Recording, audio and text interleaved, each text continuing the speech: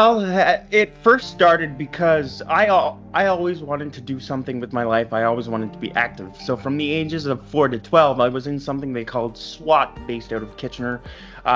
We did everything from curling to karate, but the heavy one was wheelchair basketball, and I was in team sports, but it was poorly organized by the people, and you had to get yourself to every tournament, and some people wouldn't show up. So I realized that team sports weren't really for me because I didn't like relying on other people. So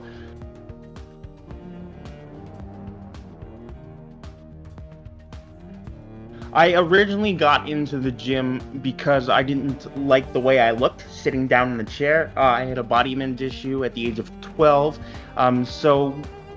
My dad, thankfully, when I was living with him at that time, made a couple phone calls, and we were able to get a free membership through a foundation in Ontario at Good Life, and I started my journey there. A couple months into that, I found professional wheelchair bodybuilding started in 2011 in Houston, Texas, was the first pro bodybuilding show, and I found a YouTube video of that, and ever since then, that's what I wanted to do. So that developed into from just starting to work out and then learning about competing. But the struggle with competing was that there weren't any shows in Canada, and it was very US prominent. And I couldn't earn my pro card without being an American citizen, so I felt that competing during that time would be null and void because I couldn't advance anywhere that I wanted to go. I guess one of the the things, like, maybe not everybody's aware of sort of what challenges somebody with cerebral palsy may struggle with, and versus other disabilities that might be more prevalent or well known. But what are the common struggles that you would have, not only in everyday life, but while you're in the gym as well?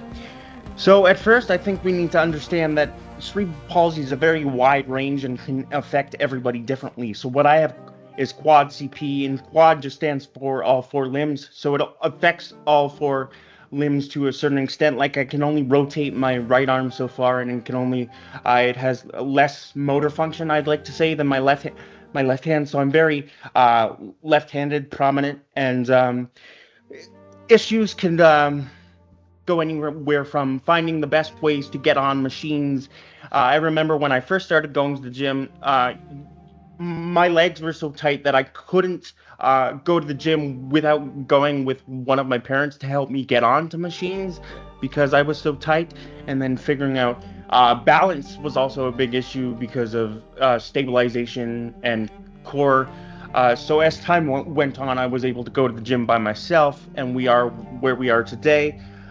But I'd say another big limitation, honestly, is my wheelchair would be my biggest limitation when it comes to training, because I can do a lot of things in the chair and out of the chair, but sometimes the weight gets too heavy where the chair will either start to move forward or tip back. So I have to find different ways to make sure the chair is going to stay in one spot.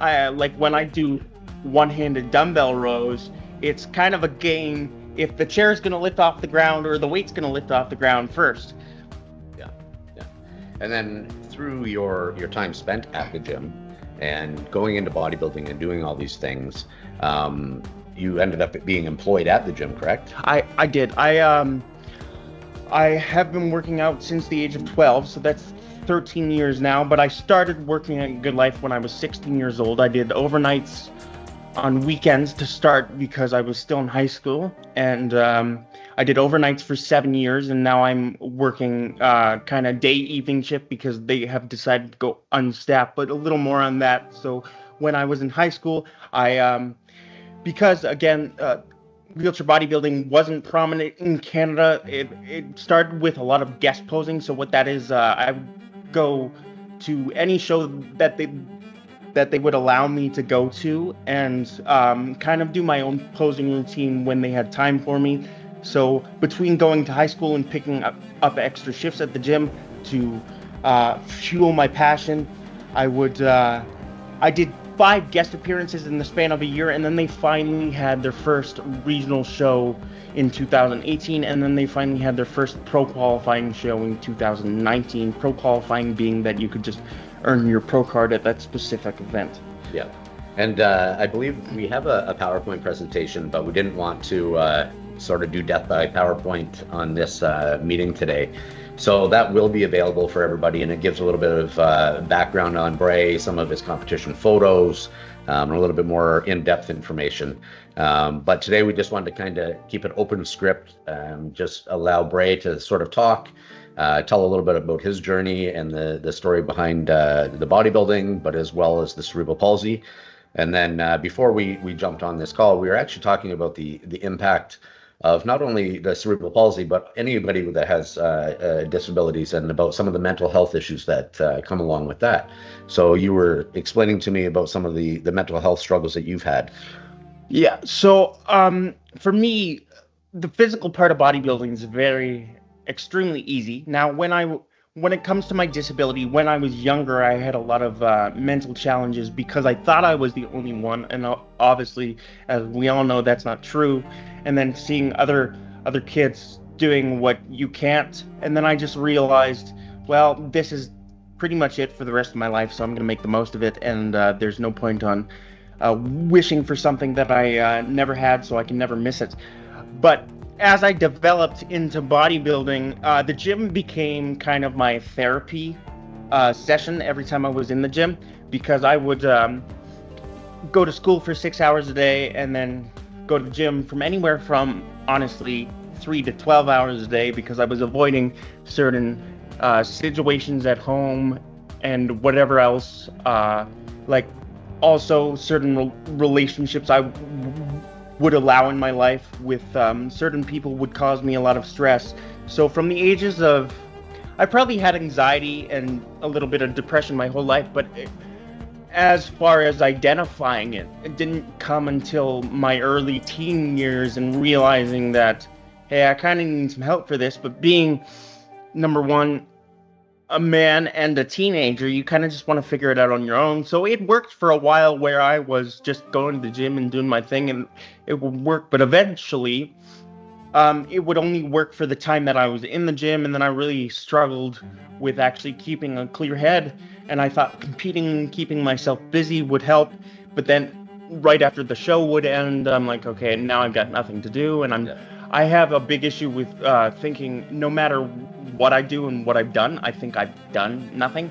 It's a very cold mindset to have. So, and then I fast forward a couple years to when I was about 22 years old. Just for reference, I'm 25 now.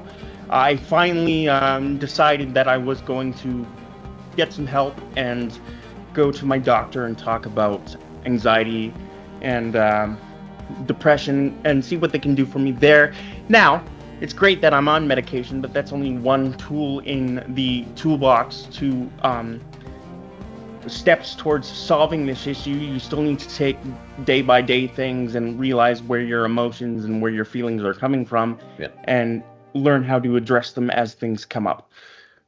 Yeah, absolutely. I think what we'll do is, if there's anybody that has any questions or anything that they want to ask Bray, we can open the floor up, and maybe just raise your hand, and then you can go ahead and ask questions.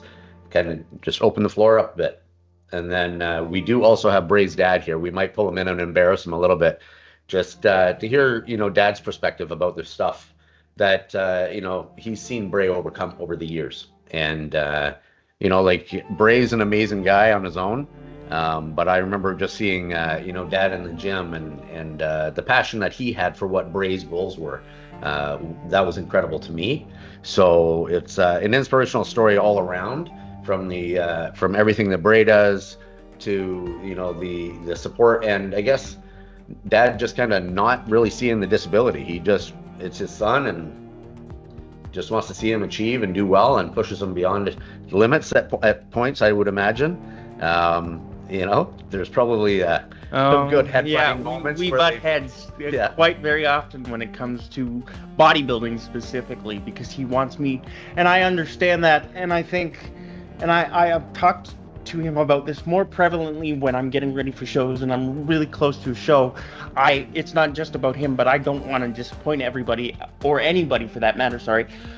So I start talking to my coach. I'm like, what if I disappoint people? He's like, who are you going to disappoint? And then my coach reminds me that you're the only one putting these expectations on yourself. But for example, there's been a handful of times where I get a little under the weather really close to a show because your body fat's so low and your immune system's down.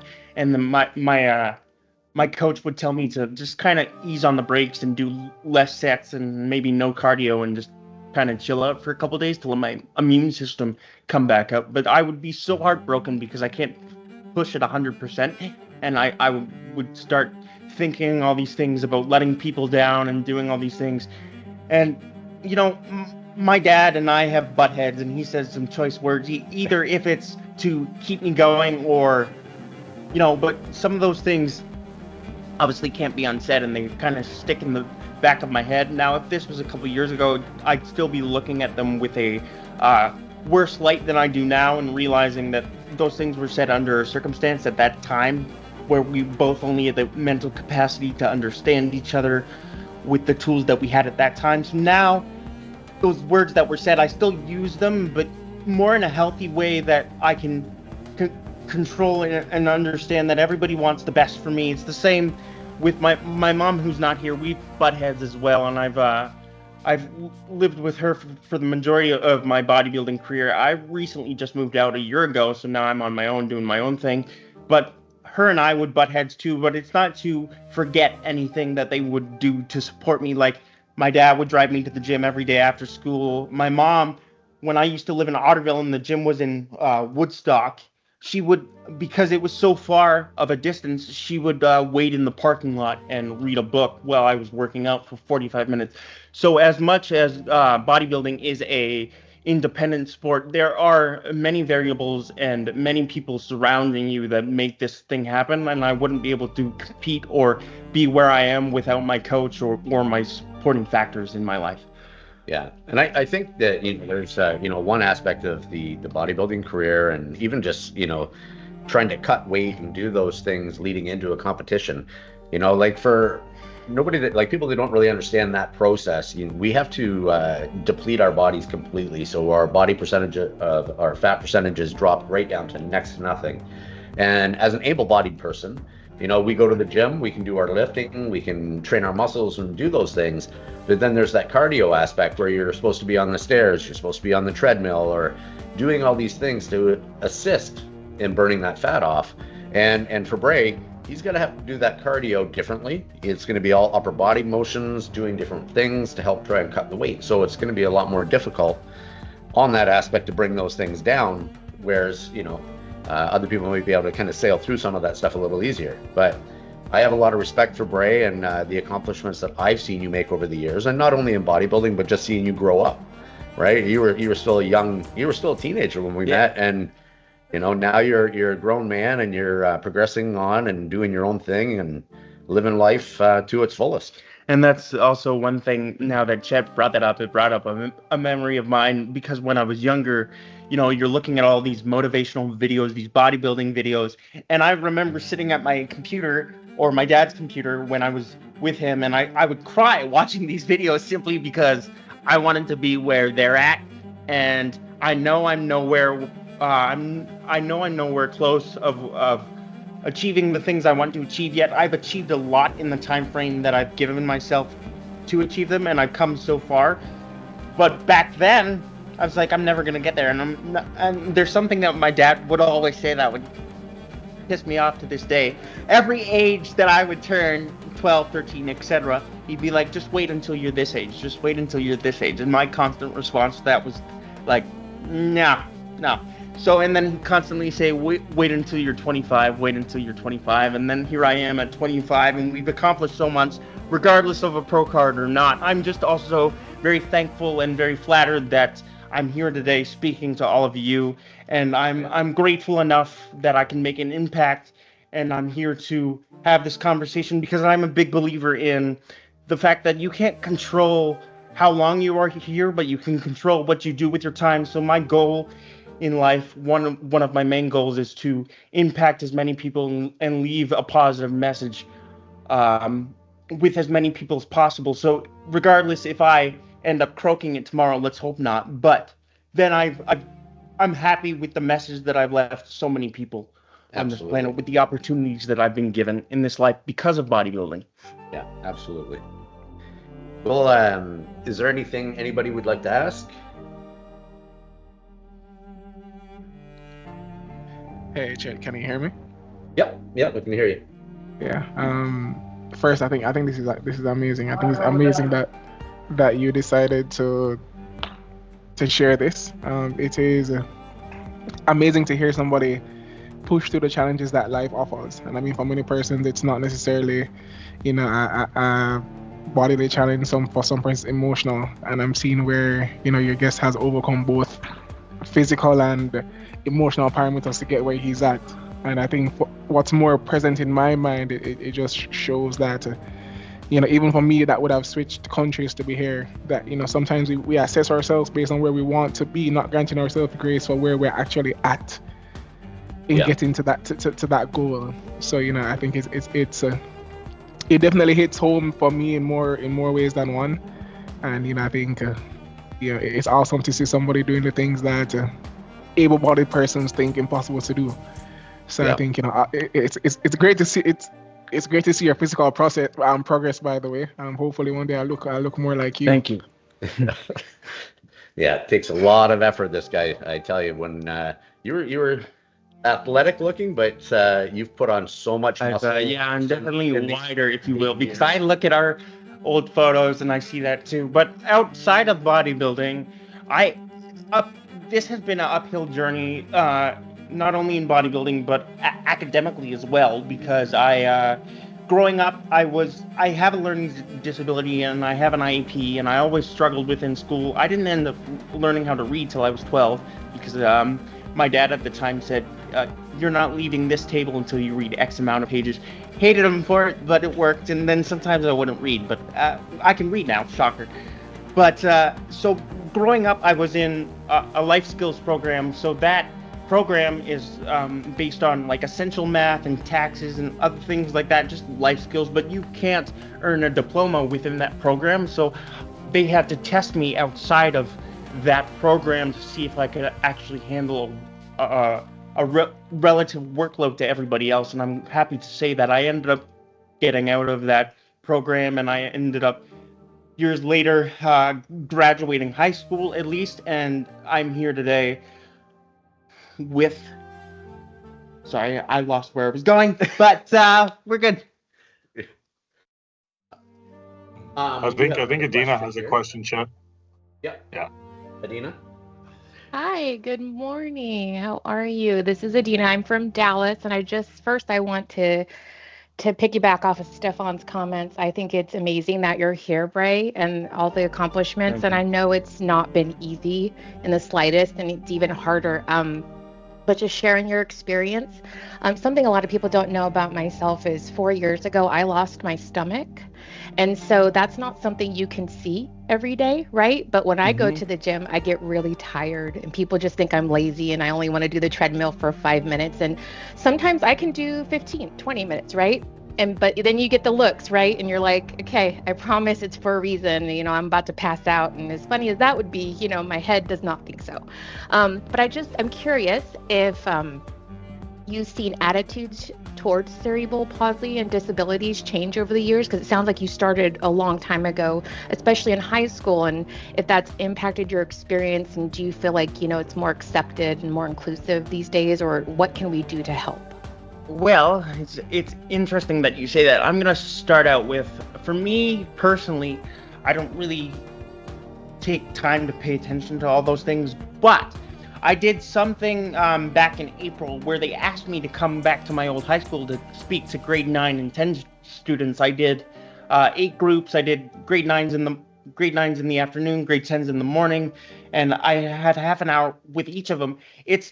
When I went to high school, they only had one accessible stall, meaning that it was just one stall, and they didn't have any button on the door, and it was the only one on the floor, on the bottom floor. So every time I would have to go to class, upstairs, they would either have to call the EA because I wasn't allowed to have an elevator key and bring me downstairs. So I would, at a certain time, I would just say, it's too long, I don't want to miss class. So I would shimmy in tiny stalls without closing the door, do my business, get up and leave because I had the upper body strength to do so. But as I returned to my old high school a few months ago, they now have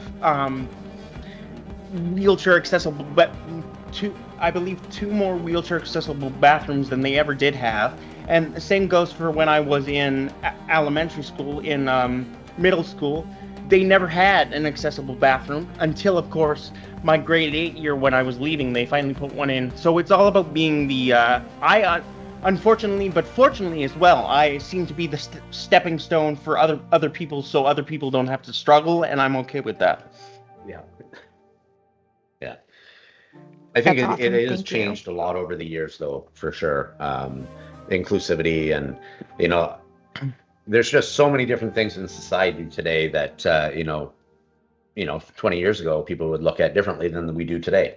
And Bray being able to overcome all those things, and like he said, he doesn't really pay attention to all those little things. He just does what he does, lives life, always positive. Every time I've seen you, anyway. I don't get the bad side. Positive, but also very stubborn. That's why I do the things that I do. Like, for example, during COVID, I could only do cardio going up and downhill 45 minutes.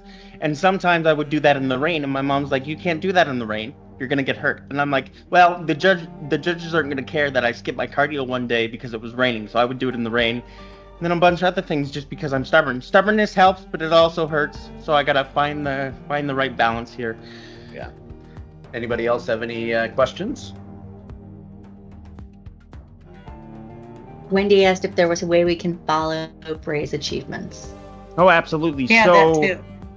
my main social media, so my Instagram is Bray Hofman 72, and then my TikTok is also the same, Bray Hofman 72, and then my Facebook, I've got two. One will say Bray Hofman Canadian Wheelchair Bodybuilding. That's my fan page, and then you've got my main Facebook page, just Bray Hofman. I post everything there. I'm a little dry right now because I haven't competed in about 2 years. I'm still weighing my options and making sure that my mental health is in check and making sure that everything is in a row and I can focus before I pull that trigger. But I am starting to post more again about my workouts and things like that.